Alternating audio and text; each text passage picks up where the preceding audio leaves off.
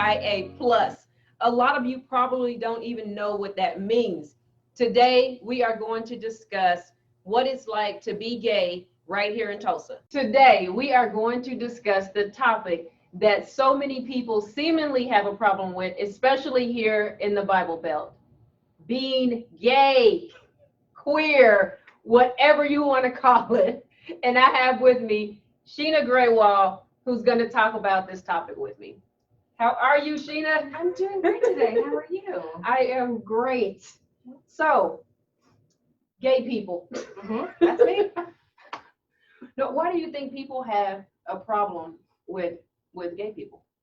I think it's just a basic kind of lack of understanding. It seems foreign to them. Whereas like human connection is probably something that we should all just get as people. But I think it's the way society has progressed, it just seems like something different. I mean, there are differences, but there are so many similarities as well. Right, because I don't really think it's anybody's business, first and foremost. But people make a whole deal, a whole problem out of who it is that people love. Mm-hmm. I know so many people that have lost their families, they've lost friends, siblings, whatever, simply because of who they choose to love. Now, I feel like I've really been blessed in that area. I identify as bisexual, and my family has been amazing. They love me. What type of experiences have you had? I mean, I'll say it wasn't easy at first. My parents are first generation immigrants. I was born here, but they were born in India, and I think when you add that layer onto the fact that they moved to Oklahoma in the Bible Belt, right? I came out when I was about 20. It wasn't easy, and I think, a lot of people maybe would take that opportunity to walk away. What I did was I leaned into it, and it's been a great process of kind of growing together, in which I've now become familiar to them. And I think that this process can kind of be mirrored in a lot of how society reacts to. I think that's so true, in that people that love you, they begin to see that this is just my daughter, my son, who cares, who they love, and they begin to protect you as well. Yeah. But I get stuck on the labels. Yeah. Bisexual, gay, lesbian, transgender, intersex, asexual, pansexual. Yeah. Seriously, yeah, queer. I can't keep up, but why does it even matter? Like, I'm just Risha. So I don't even see why it matters. Do you? I think it's really important for people that traditionally haven't had spaces to identify themselves in society. So, like, I just identify as gay. A lot of people would call me a lesbian, but I don't know. I'm more comfortable. What's the difference?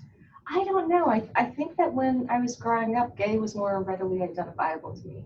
Like, it was just like, okay, I get that.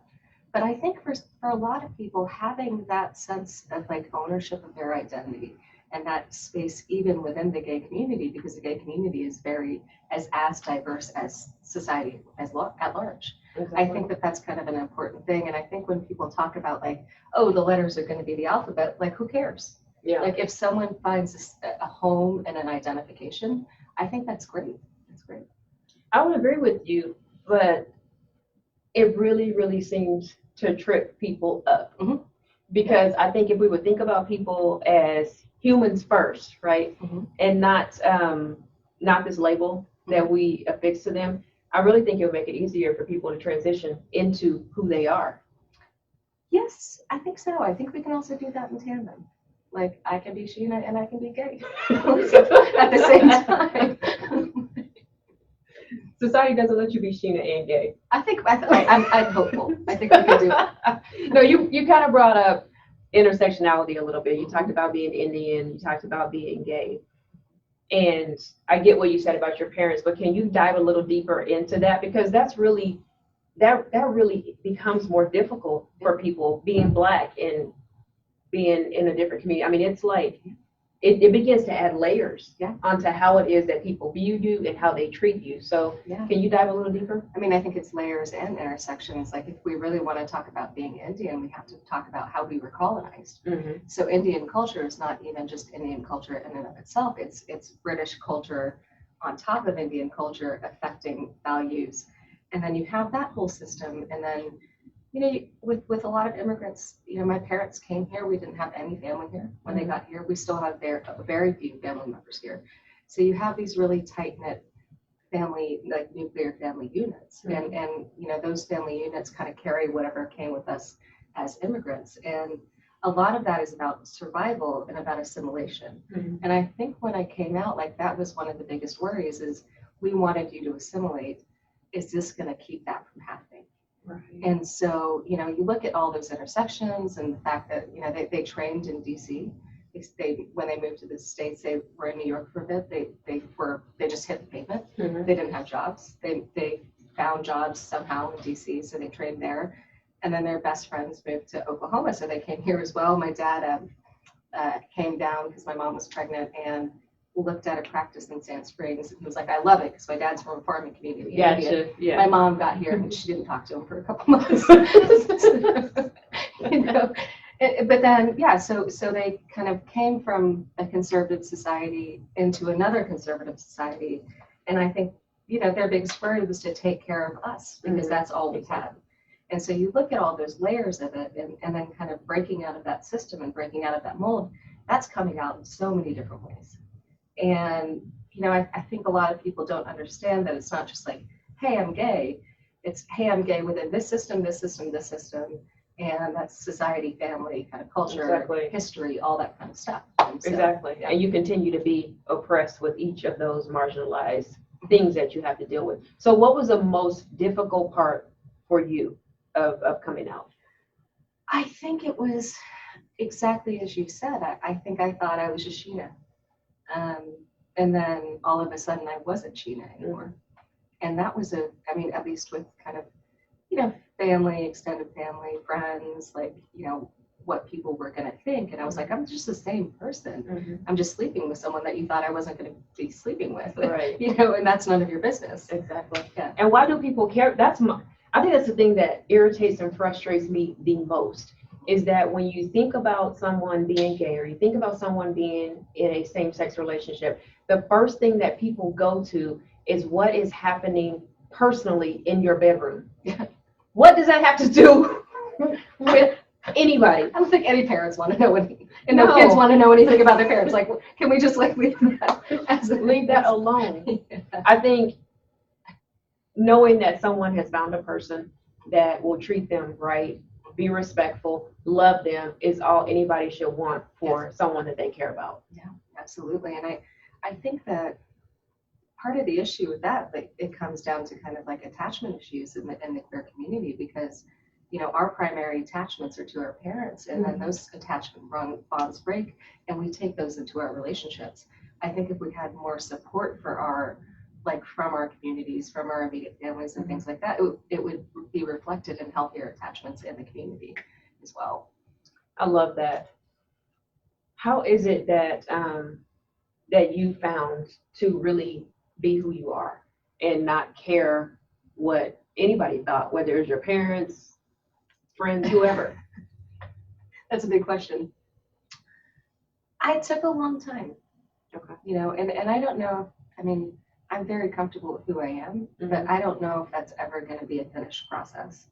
I think that that's something that we constantly have to evaluate and grow into.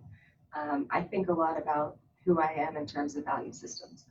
And sometimes you participate in things that aren't part of your value systems, whether or not that's professionally, kind of in activism, in relationships and stuff. And I think it's really important to consistently be going through and reevaluating and making sure that you're actually being true to your whole self.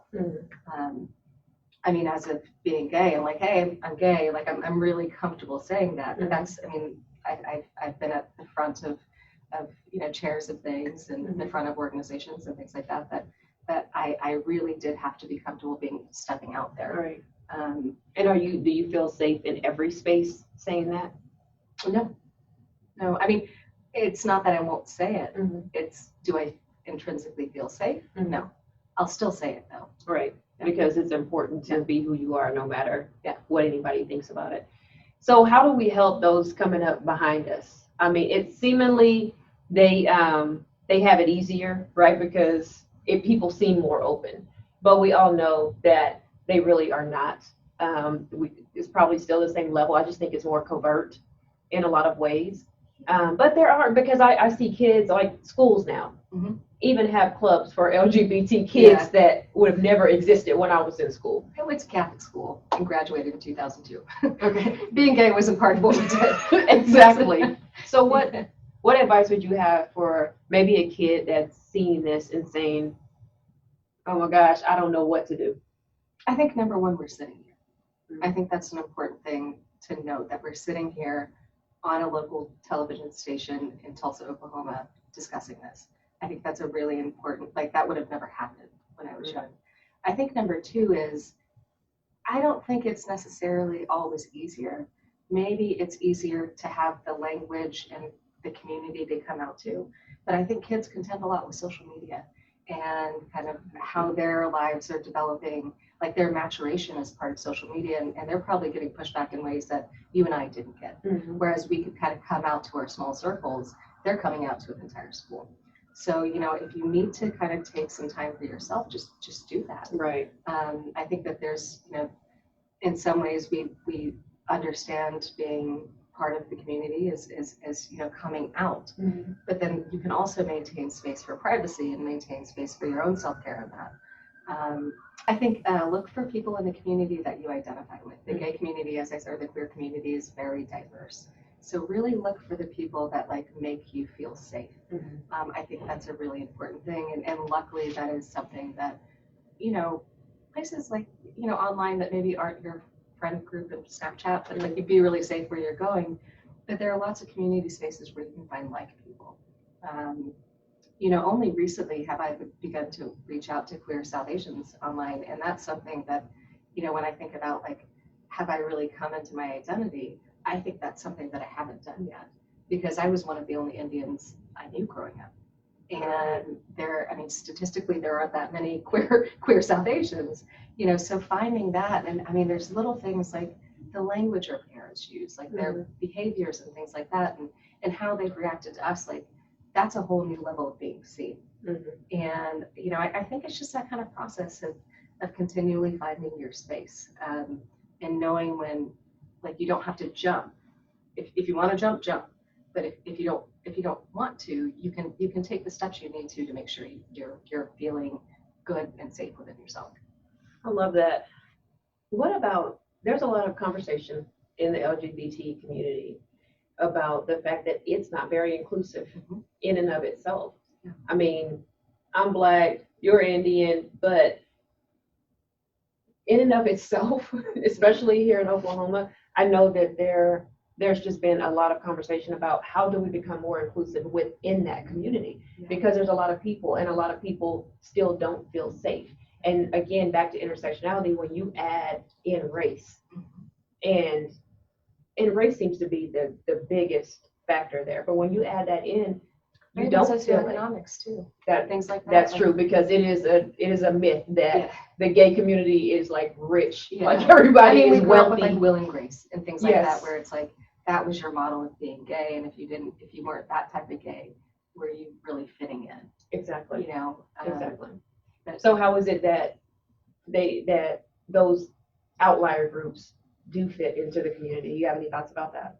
I mean, I think that we need to realize that paradigm and that stereotype doesn't fit all of us, and that if you don't fit into it, that's okay.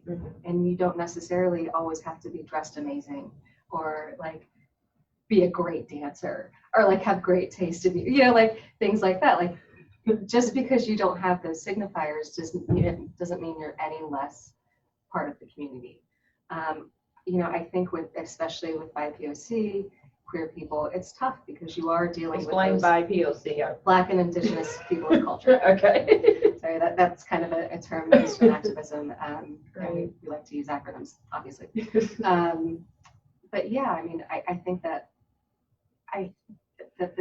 the queer community is finally starting to understand the layers that queer people of color are facing, because you know you can pass as far as not being gay. Like if I wanted to go into a group, especially now that like I kind of get gender bending sometimes, but now that I have long hair and things like that, I could easily just not say anything about who I am. Exactly. A lot of times people don't have that option, but there's no way we're going to pass for being a different color.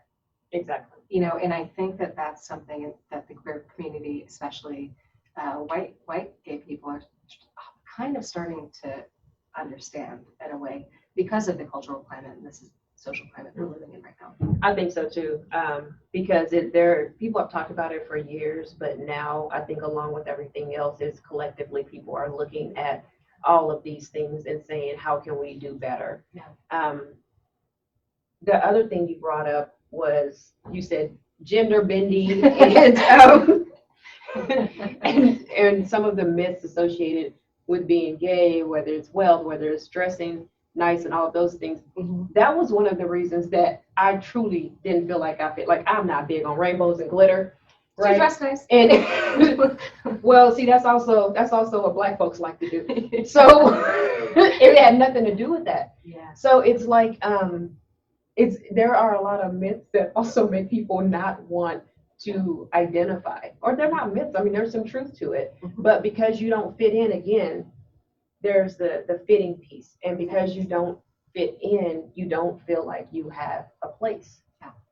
So I think we still have a lot of work to do. Oh, absolutely, absolutely. And I think this is where young people maybe have the advantage that we didn't have. Mm-hmm. They have a lot more models of how to be queer and who they can identify with. And I mean, being gender neutral, mm-hmm. What does that mean? Like, you don't necessarily have to, like, you can kind of have long hair and be feminine and still be gender neutral. And that's your choice. And to be able to have people to look at to be like, yeah, I understand why they're doing it. So I don't feel strange or out of place when I identify that way. I mean, that's something that I would have never conceived of when I was young. Exactly. Yeah. It's always, to me, and especially in this space, because there are a lot of letters. Mm-hmm. LGBTQ plus. IA plus. Yeah. IA, okay. IA plus. But then it also seems like everything is a thing. You're all like, personally, I'm always trying to make sure that I get pronouns right. Mm-hmm. When I'm talking to transgender people. And I find it difficult sometimes. And I realize with younger people, that's part of the way that they introduce themselves. Yeah, I think it's a great model for anybody. Like, hey, my name's Sheena, my pronouns are she and her. See, I had a problem with it because I'm like, why do I have to tell you my pronouns? Why can't I just be Risha? Because then if their pronouns are different, then you create space for them to come into that conversation. I get it now. I'm just saying, I think for some people though, and I'll say so, a lot of people feel like, okay, it's just a lot. I can't keep up with it. I'm going to offend them if I say the wrong thing. And I think what's missing in a lot of this conversation is grace. Yeah. And if we would allow people to be who they are without our judgment, they could live their lives and love who they want and not care what everybody else thought, and we wouldn't have all of this stuff that we have to continuously talk about. I think that's the end goal. I hope you found this conversation useful today. A lot of people have gay people in their families, people that they love that maybe they didn't understand. I hope that you understand them a little better. If you're looking for resources, you can try Oklahomans for Equality, The Little Blue House, or Transpire. This is Risha Grant with 2 Works for You.